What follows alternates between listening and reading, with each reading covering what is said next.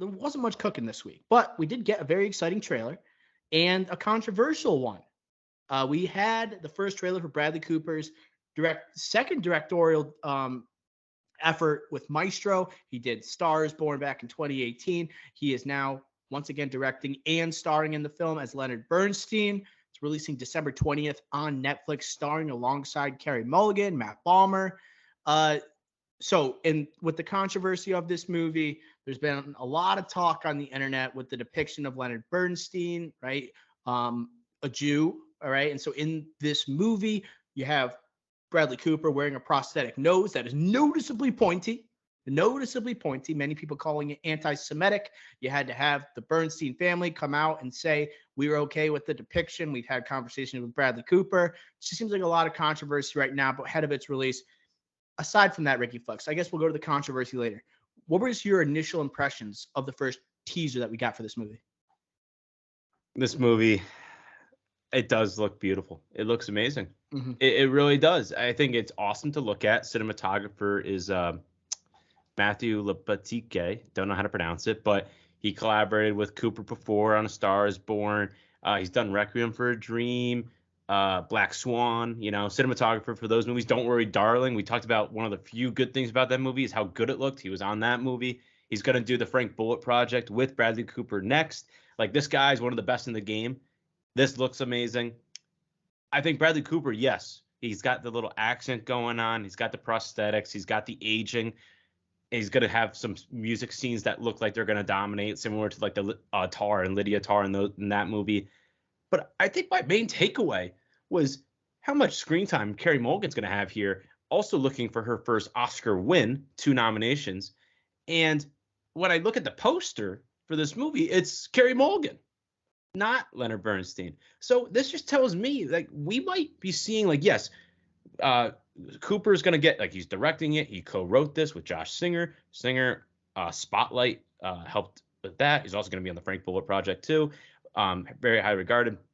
But this might be Carey Mulligan's time for an Oscar, not Bradley Cooper, at least on the acting side. Am I crazy here? No, you're not crazy. The giveaway was definitely the poster. When the first poster is introduced, and Leonard Bernstein is nowhere to be found. Bradley Cooper is nowhere to be found. It's just the back of Carey Mulligan's head, who plays, obviously, Bernstein's wife in the movie. Bradley Cooper's really going for it, though. And this is a biopic that seems like it's going to be spanning nearly the entirety of the relationship between Leonard Bernstein, and I don't know his wife's name. Do you know the wife's name? All right, we should definitely look that up. I'm looking it up. Felicia Montealegre. Okay. Like so we'll ride with that. But seeing them in the same position, back to back in their 20s, and then going on the latter stages of their relationship, I think this is going to be eerily similar to what we're going to get with Priscilla from Sofia Coppola later on this year. It's an Elvis movie, another movie that's profiling a high profile that is profiling a celebrity relationship, and it's taking the female perspective potentially. And that's where it's like, it seems like Maestro, it's going to have a hard time standing on its own. It seems like it's competing against the other great conductor movie, right? With Lydia Tar, Todd Field's Tar, which was, a lot of people hailed it as the best movie of last year. And then all of a sudden we're going to have another movie coming out at the same time that's also about like a musical artist, high profile relationship, female perspective. I think there's going to be a lot of comparisons with this movie. It's tough because I think Bradley Cooper's clearly going for it as an actor here. Seems like it's well put together as a film, at least from first glance. I'm impressed by it. It just looks great. And I agree. I think Carey Mulligan, honestly, probably has a better chance now at winning an Oscar for this film than Bradley Cooper does, especially with the backlash, with the anti-Semitism accusations and things of that nature. I definitely put her in a higher position, higher in the polls, I guess. Yeah, and if you look at the potential best actors list, like we talked about before, right now you have Cillian Murphy right there. You have Leo coming later this year. You have potentially Joaquin Phoenix, Napoleon. You have Fassbender. You have Adam Driver, Ferrari. Like, it's a deep list. Is Gosling in the lead category? Gosling. Exactly. So it's just a deep list versus best actress. It's like, Okay, we're gonna have Margot Robbie, but then after that, like I can't really think of another lead actress that's like kind of like at the forefront here. So she's got a clear runway. And especially being nominated twice, similar to Margot Robbie, but nominated twice, only 38, and she's kind of like Promising Young Woman was only a couple years ago. And it feels like she has that legitimacy in everything she's in.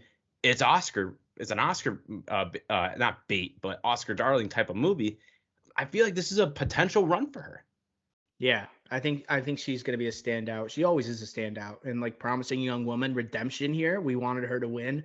Was I think 2 years ago? I think she was up and didn't get it. I think this might be a nice response here. Okay, let's talk about this nose thing, really quick. What was your feelings towards these accusations that it's anti-Semitic, and then like the family's response? Like, where do you stand with all this?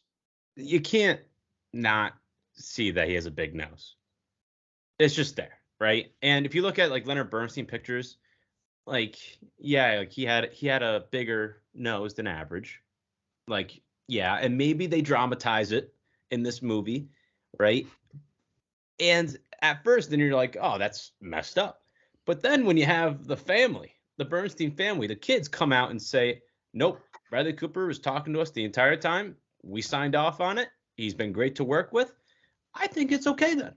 Because then that means there's a purpose behind it potentially.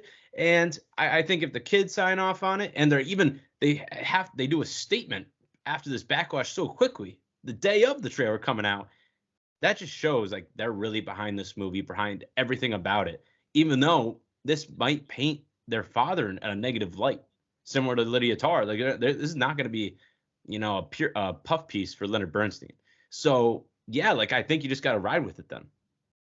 Yeah, so I think it's really noticeable how big that nose is. Like they put a schnoz on him. Like, and when you see the side by side pictures with like Leonard Bernstein in or like decades before, and also side by side with Bradley Cooper, it's like maybe they didn't have to go that hard. Like that, it seems like that's Pinocchio level. Like it seems almost like comical how big they made the nose.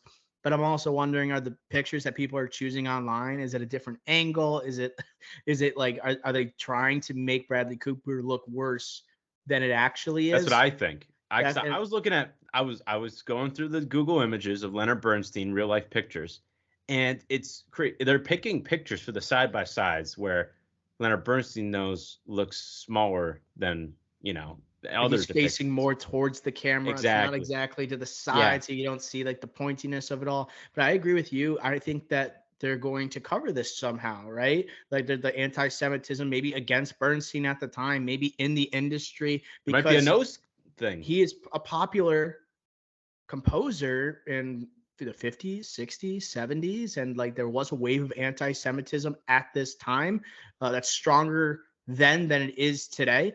So I wouldn't be shocked if that's actually a part of the story. So I get it, yeah. And we didn't really see much other actors here, by the way. Yeah, no Maya Hawke, no Jeremy Strong, no Sarah Silverman. And they're all on the cast list. Is that true? Yes, they're all on the casting list. They all have like names to their character names versus like a Matt Bomer who I think makes a slight appearance here does not have a name. Interesting. When I see like when this is a very interesting relationship, and I think I've done a little research on the Bernstein marriage, and it was where she had like an understanding that he was a homosexual, right? But they still had kids and they still maintained a tight relationship. It seemed like there was actually more of a friendship than it was a marriage, and I think that makes it an enticing story and very abnormal. And that's where it takes a lot of understanding between partners and things of that nature. I think it's going to be really interesting because I don't know if we've ever seen anything quite like it in a biopic.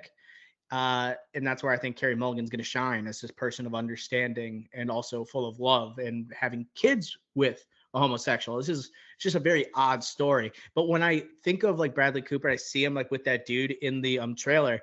I can't help but think of Wet Hot American Summer. Yeah. Every time I just think of Bradley Cooper in one of his first roles, might have been his first film role where he's playing like the gay counselor. I'm just like, it's oh, one of this them. is like, that's probably the last time he played a gay guy. You know what I mean? Yeah, and like I think it's also unique, or this is good because I think like if you look at Bohemian Rhapsody, you know he's gay, Freddie Mercury, but like that's like a relationship where you find out he's gay. You know, he doesn't think he's gay, but he knows he's gay, and then they break up because of it. You know, and they're still friends. This one's like no, like this is unique because you don't really see a lot of movies where they know he's gay and they have the three kids knowing he's gay, and then it's just a whole unique story that hasn't really been told a lot in Hollywood. This style of relationship or this type of relationship. And I think that's also a unique perspective versus like what we're expecting, which is kind of like that Freddie Mercury type of, unraveling of a relationship, which we usually get if like someone finds out in a relationship that the partner's gay. So I think this also like draws like a uniqueness to this story in this movie that we don't usually see. Right. And like the motivations for like maintaining the relationship. Do they still truly love each other so they want to maintain this partnership? Or is it more of like a career thing where it's like maybe like if he is a gay Jew, is he going to get as many opportunities as a composer? And we know like how prolific he was as a composer, right? Tony winner, Grammy winner, like West Side Story. And what is also interesting, West Side Story connection here, remade in 2021 by Steven Spielberg. We have two titans that are helping produce this movie. It's Steven Spielberg and Martin Scorsese.